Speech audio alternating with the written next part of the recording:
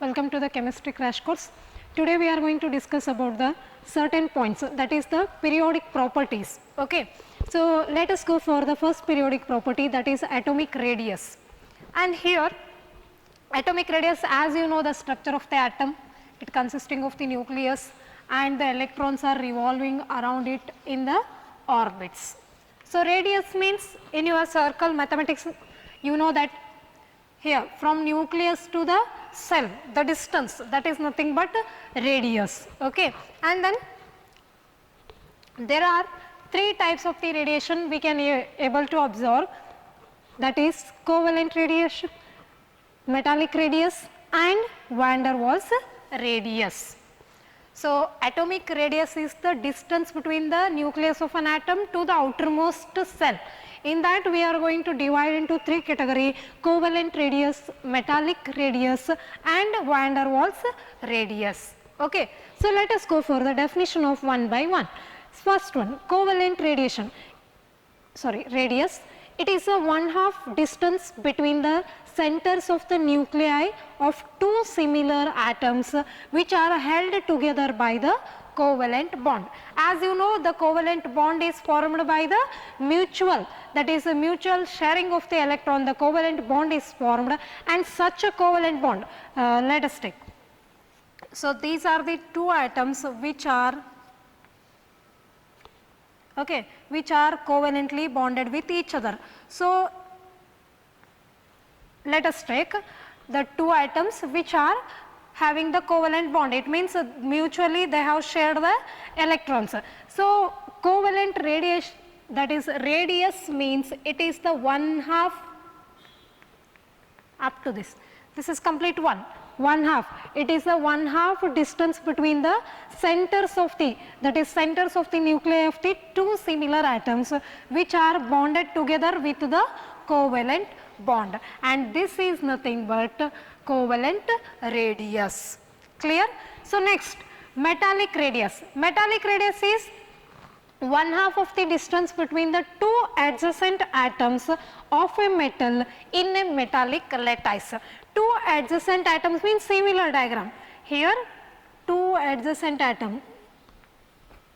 Okay. So this, the distance, whatever the distance we are observing here, this is the distance which we can call as Rm, that is the metallic radius. It is the one half of the distance between the two adjacent atom of the metal in a metallic lattice.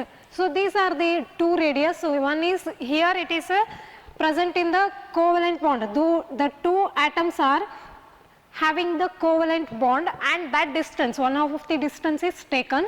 Here the two atoms of the metal, those are adjacent to each other, that distance is taken as a metallic radius. And next one more is a van der Waals radius.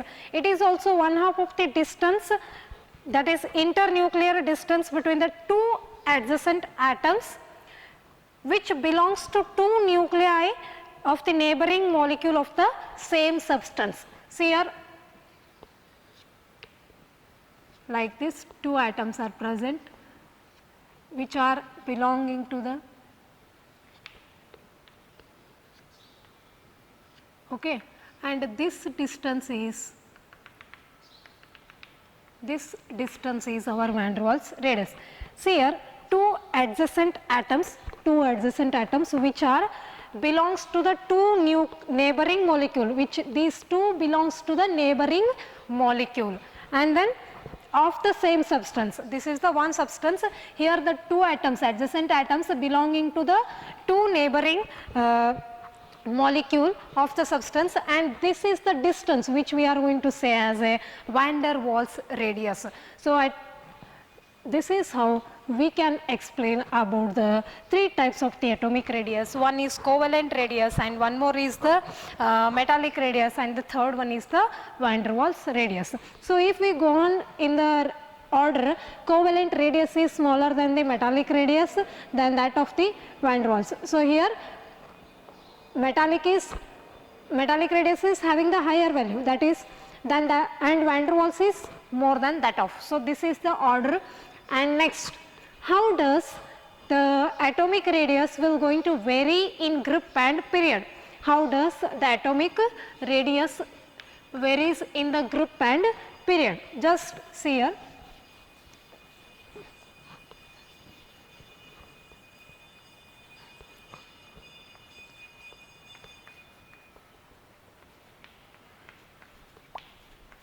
Like this. Okay. So, this is the period while this is the group. Okay. So, let us take how it will vary in the group like this, in the group here. So, let me take one example, hydrogen which is having the atomic number 1 and lithium which is having the atomic number 3. Here if I wrote the configuration 1s1, here it will be 1s2, 2s1. Here one more new shell is added. So, just roughly if I draw means 1s1, 1 electron will be there. Okay. So, if I go for the lithium, that is 1s2, 2 electrons are filled here, again one of the 2s orbital will come. See here, this is the distance and here the distance will be increasing because of the addition of the new cell. This is for the hydrogen, this is for the lithium. So, as we move down in the group, what happens?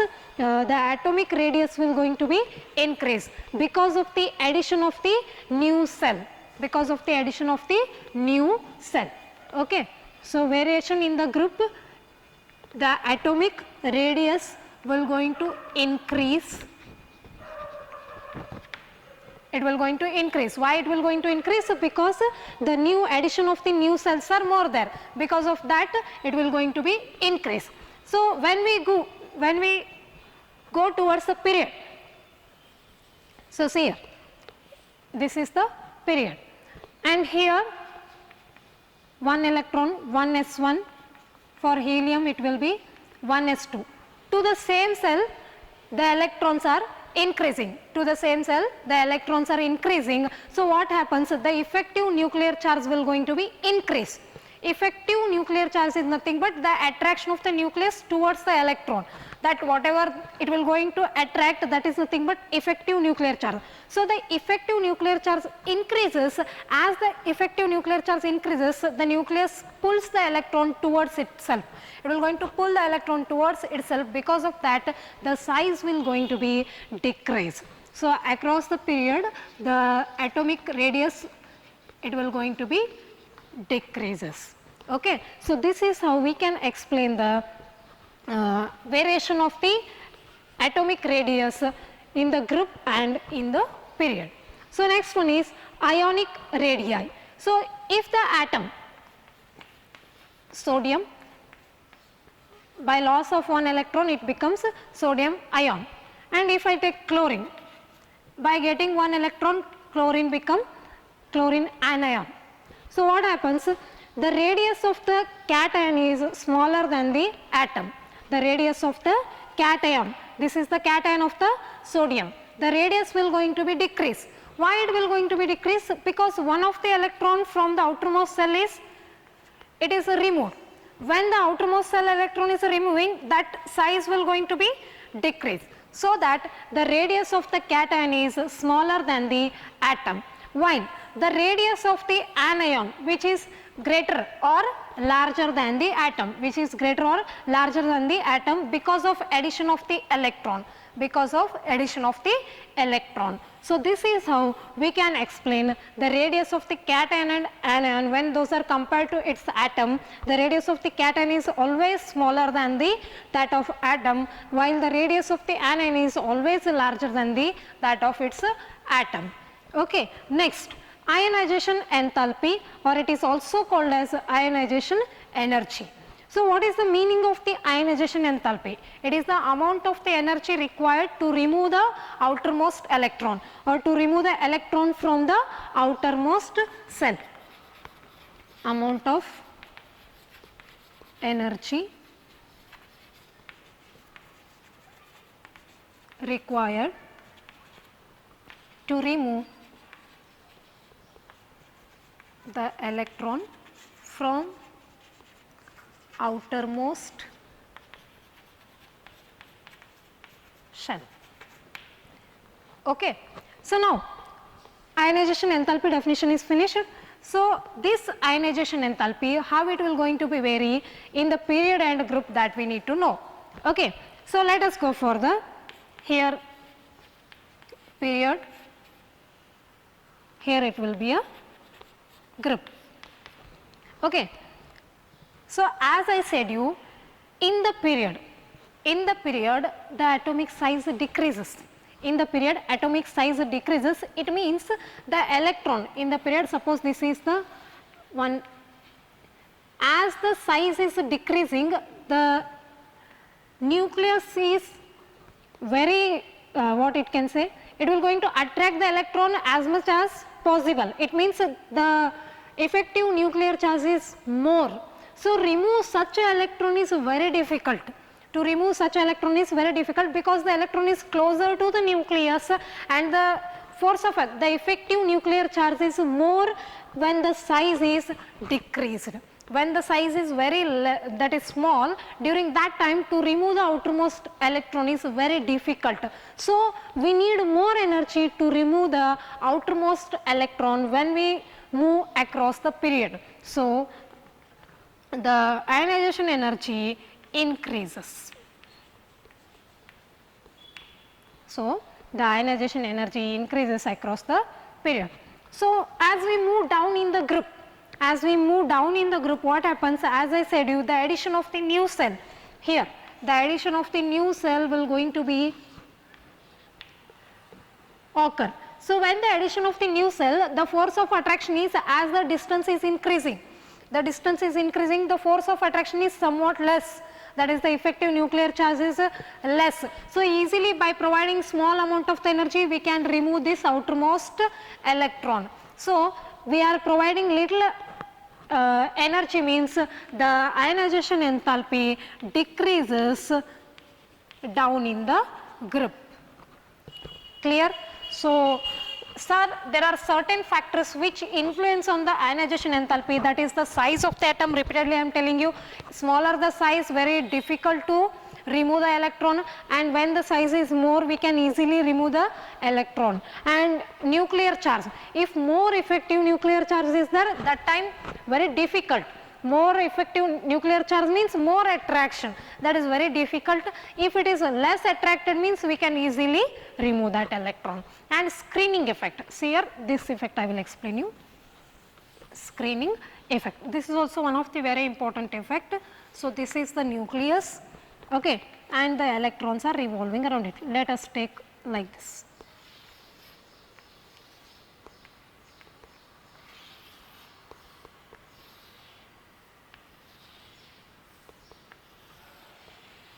See, the nucleus has the attraction towards all the electrons, okay, and this attraction is nothing but effective nuclear charge. This attraction is nothing but effective nuclear charge.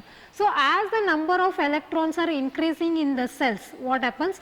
The nucleus will going to attract those electrons. But see here, these are the electrons which are present in the cells, those will going to repel with each other, because those are negatively charged.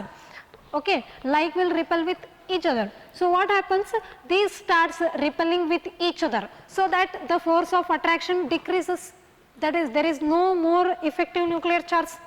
Previously effective nuclear charge is there, but when the electrons are increasing, so what happens? These electrons starts to repel with each other, so that the force of attraction will going to be decreased. This effect is nothing but screening effect.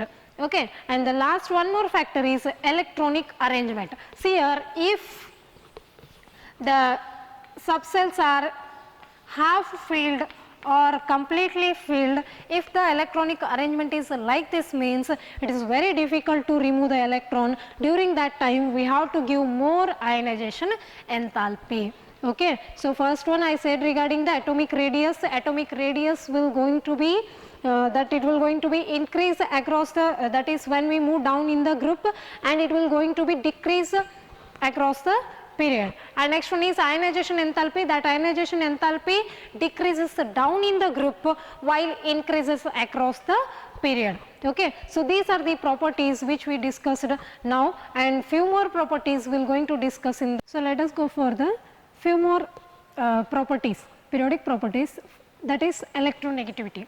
Electronegativity is the capacity of an atom to drag the shared pair of electron towards itself.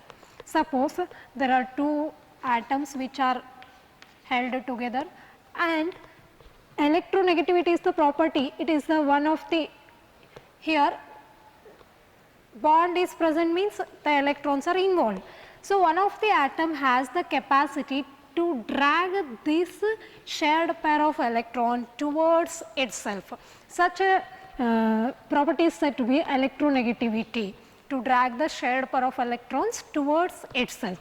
Okay. And this electronegativity across the period, okay, when we move from left to right in the periodic table, it will going to be increase. The dragging capacity of the shared pair of the electron will going to be increase. So, when we move down in the group, it will going to be decrease. The electronegativity will going to be decrease, and the most electronegative atom is nothing but fluorine. Most electronegative atom is fluorine. So, what is electronegativity? Electronegativity is the capacity of an atom to drag the shared pair of the electron towards itself, and this electronegativity increases in the period while it decreases in the group. Okay.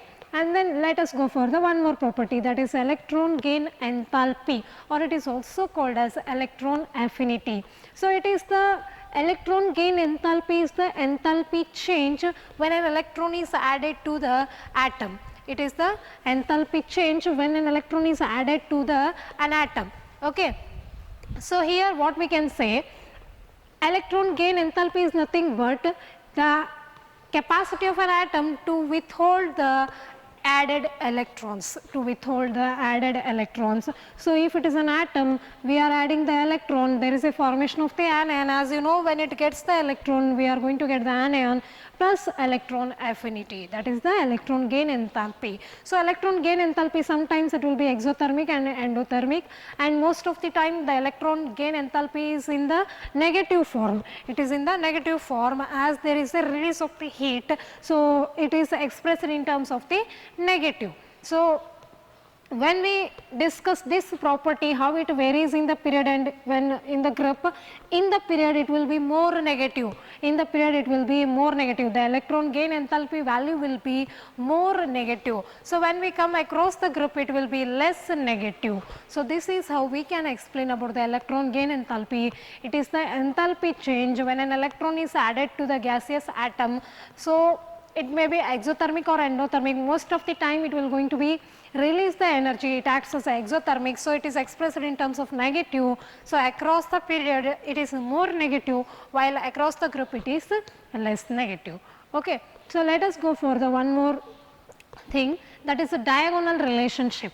Diagonal relations, in this what we can say process, what happens, the similar properties occurs between the elements which are present diagonally, that is the similar properties of the first element of the second period with the second element of the third period. That is, the similar properties are shown by the elements of the different periods which are related with each other diagonally. For example, lithium is having the diagonal relationship with the magnesium, beryllium is having the diagonal relationship with the aluminum. Like this it will going to be occur. So, the similar properties are shown by the elements of the different periods or which are present diagonally, that we can say that diagonal relationship. And one more property, that is oxidizing and reducing character. So, across the period the oxidizing character will going to be increase. Oxidizing across the period, when we move from left to right, the oxidizing character will going to be increase, and then it indicates what, the reducing character will going to be decrease, the reducing property will going to be decrease in the period. While in case of the group, what happens, the reducing character increases. In the group, the reducing character will going to be increase and oxidizing character will going to be decrease. So, what is oxidation and reduction, that you know very well, and the oxidizing character and reducing character is that concept only. Okay. So, in the period oxidizing character will going to be increases, it means reducing will going to be decrease.